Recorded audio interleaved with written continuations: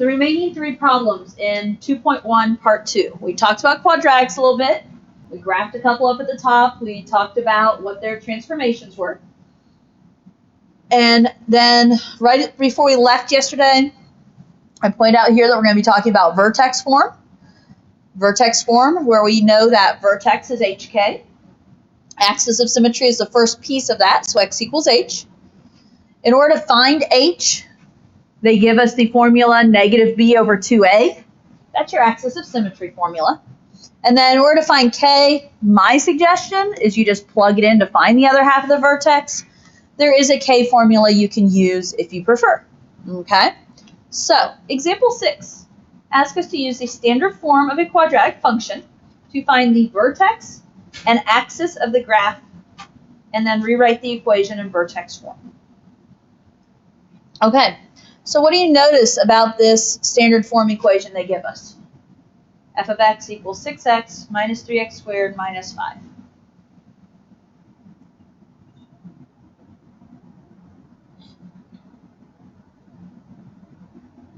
Nothing.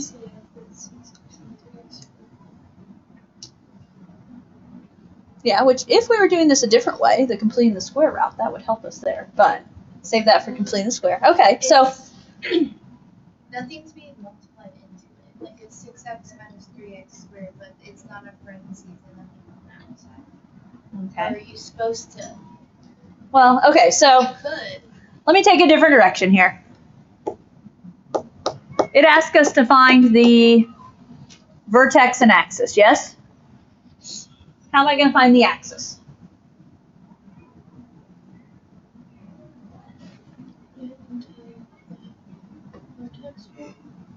Right, but to put it in the vertex form, the idea here is we're using our equations, okay? We'll talk about a different method down number 7, but here we're going to rewrite in vertex form after finding the axis and the vertex. What formula do we have for finding the axis of symmetry? And that is the negative b over 2a. So I traditionally write it as x equals negative b over 2a. You can also write it as h. With that in mind, negative b over 2a. What is b? 6.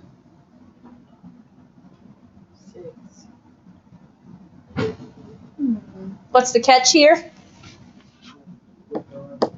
Yeah. This is kind of in standard form, right? But standard form goes ax squared plus bx plus c. So officially our standard form here would be negative 3x squared plus 6x minus 5. So what does that make a? A is negative 3, b is 6, and c is negative 5. So beware. Okay. So negative b is going to be negative of 6 over 2 times a. What's a? Negative 3. Negative 6 divided by negative 6 is positive 1. So we have our axis of symmetry of x equals 1. Or if you prefer, this is our h value, right? So whether you want to think of it as axis of symmetry, x equals 1, or h. Now, once we know the axis, what about your vertex? What do we know about the vertex?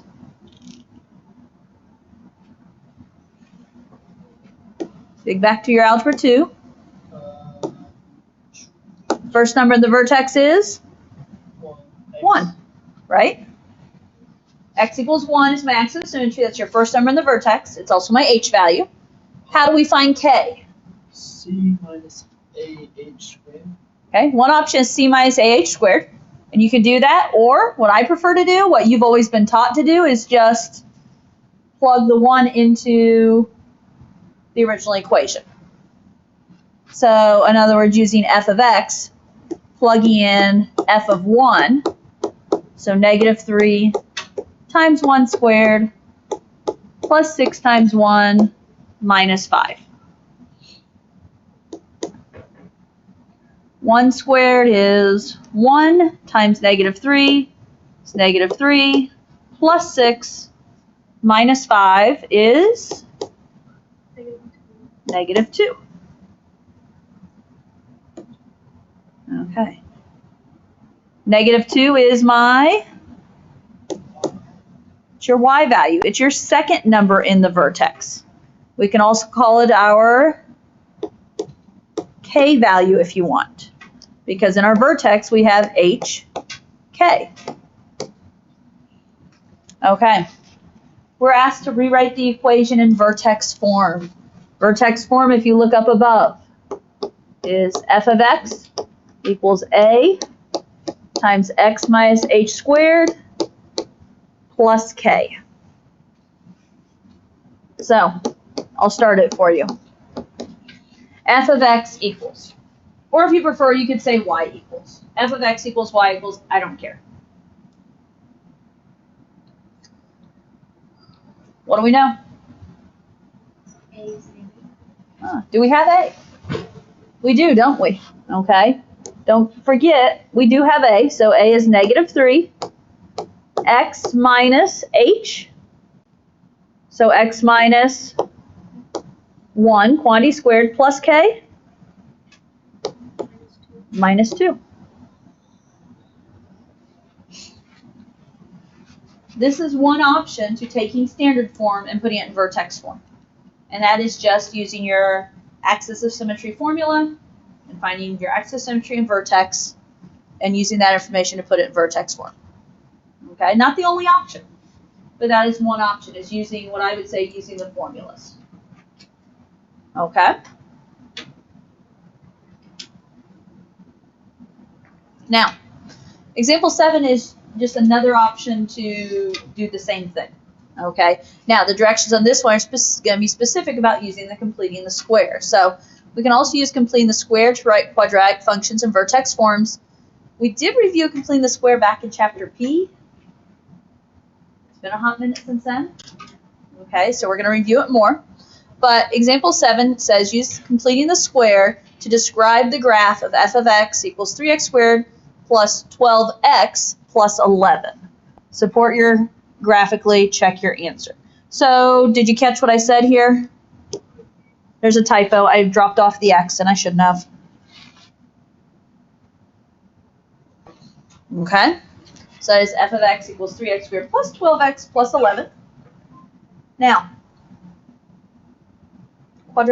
completing the square. Way back when, our first step for completing the square was to make it x squared plus bx, and at the time we would go equal c.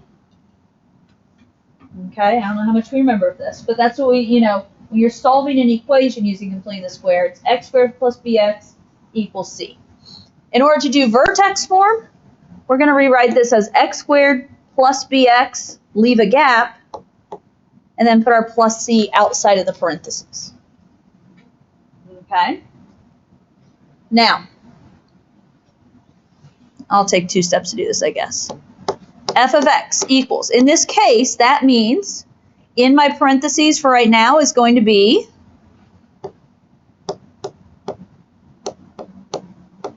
(3x squared plus 12x), and then my c value plus 11 is going to go outside the parentheses. Now, I have one catch here.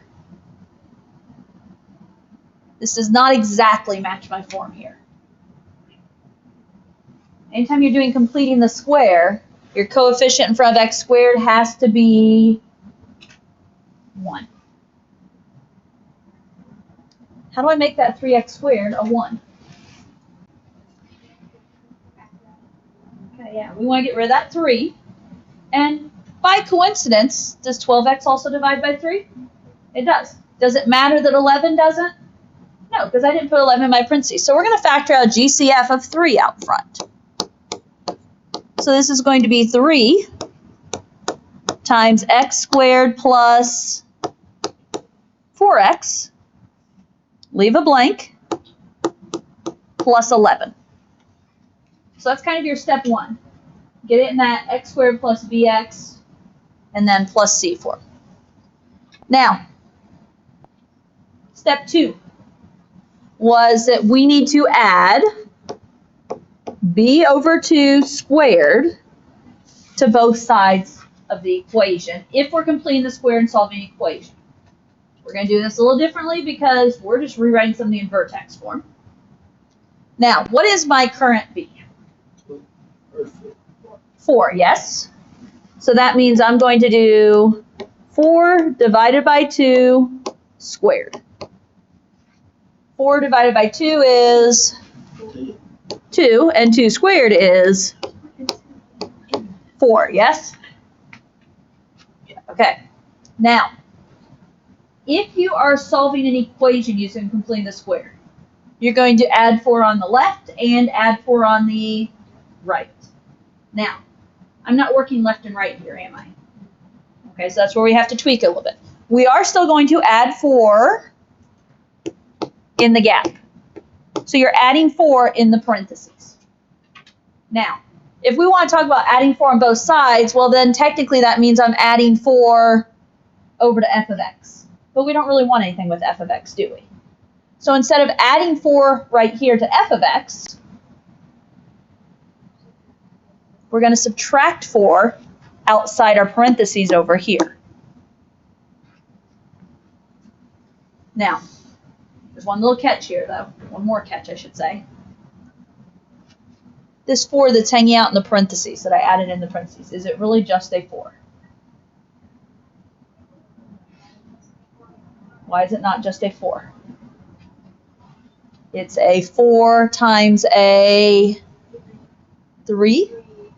Because what's this 3 going to do? It's going to distribute to everything in the parentheses. So if I just put a plus 4 in that parentheses, I didn't really just write down a 4, did I?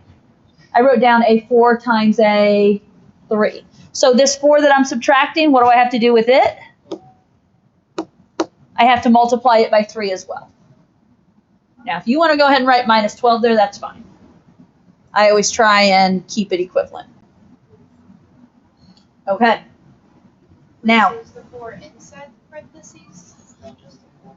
it is because it already has the 3 over here out front. Okay. Okay. Final step is just clean it up. Officially, I guess I should say your next step is to factor. Okay, your final step is to factor. If you're thinking in terms of steps, we kind of had step 1, step 2, step 3, so to speak, didn't we? Okay. Now, the 3 out front stays out front. These parentheses, you remember how this works? The parentheses factor into 2 identical parentheses, or parentheses squared. What do you know about x squared plus 4x plus 4? X plus 2 times x plus 2? Yes? Because 2 times 2 is 4 and 2 plus 2 is 4. So this is x plus 2 quantity squared. You can also shortcut the square root of x squared is x. The square root of 4 is 2. My middle sign is a plus.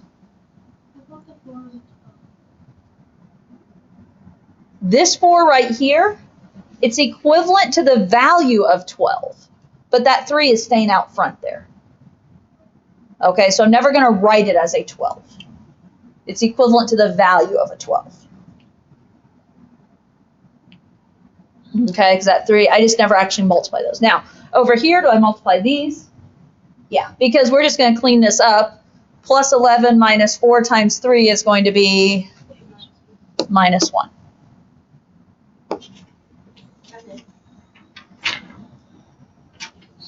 Now, the direction said to support graphically to check your answer. I don't normally do a lot of the supporting graphically, checking your answer stuff, but I do want to talk about it here. How can I check my answer graphically? You just type that in with one. Oh, because you can do, it'll have a vertical stretch of 3, and it'll be left 2 and down 1. And if that's what I type in, it'll be that. But how do I know it's right in comparison to my original question? You need to graph Could we graph them both? Should they be the same if we've done all legitimate steps? And that's the key. If we've not made mistakes and everything's legitimate, they'll be the same. So if I type in my original problem, which was 3x squared plus 12x plus 11. And then if I also type in my answer to this question, which is 3 parentheses x plus 2 parentheses squared minus 1. Success would be that these graphs are the same. I'm going to do a zoom 6. I don't know, I did a lot of things yesterday. And if you watched on mine, you could see them trace each other, couldn't they? So it turned blue, and then you saw it turn red. So just, for reference, supporting graphically is to, or it can be here, to graph original question and final answer. Basically, you're graphing standard form and vertex form, right? So they must match. If they don't match, either A, you typed something in wrong, or B, more likely than not, you made a mistake in your steps right here. Okay?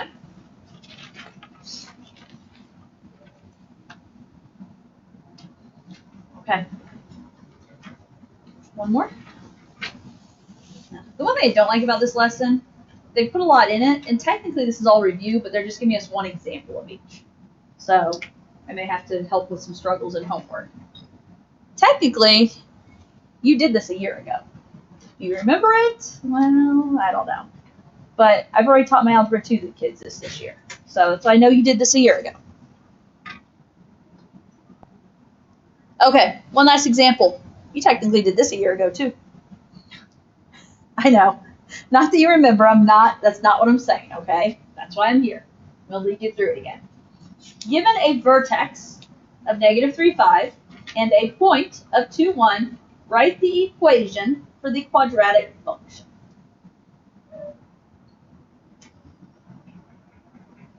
Well, we have two forms we could pick from. Standard form, ax squared plus bx plus c, or vertex form, a times x minus h squared plus k. There's one that's definitely more helpful here. Oh, it's the vertex is HK and then the point is XY. And then you can plug it into the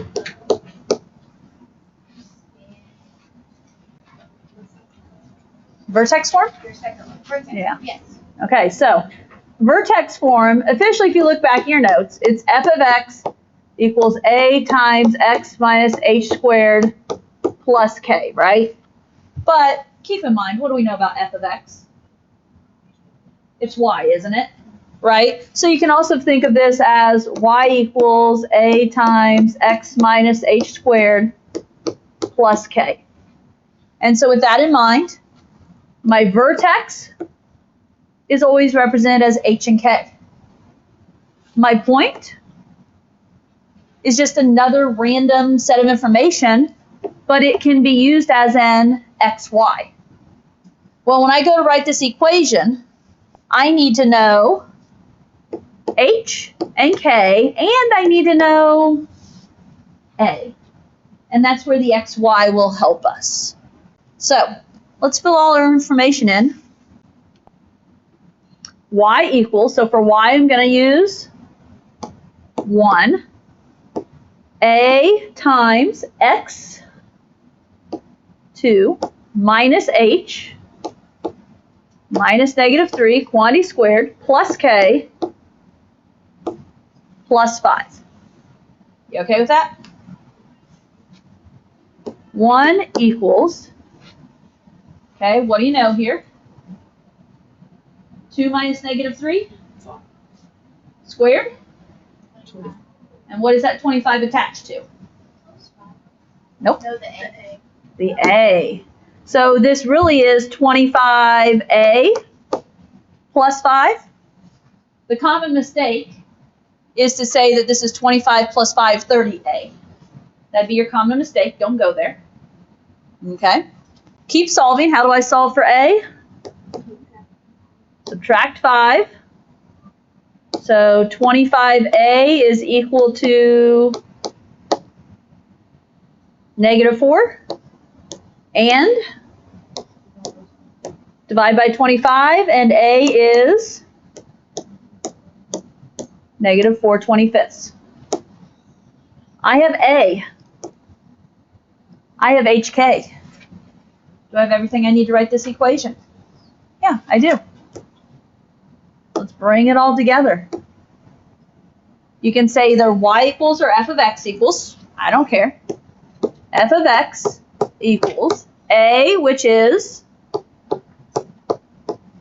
-4/25,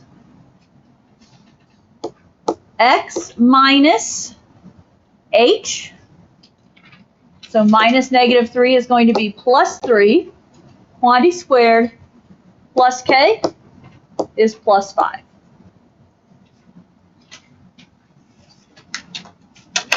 Okay. The homework that goes along with part 2 is the 13 through 18 all and 24 to 44 evens. Now, one thing I did not put up on the sideboard, I believe, I'm checking. I have a note on 13 through 18 to just beware of the vertical scale on these graphs. It counts weird if I recall. Okay, so just beware the vertical scale on those graphs because you can totally get yourself goofed up if you don't realize it's counting differently than the x-axis. Okay, so basically y-axis counts different than x-axis. Pay attention. And you have some work time.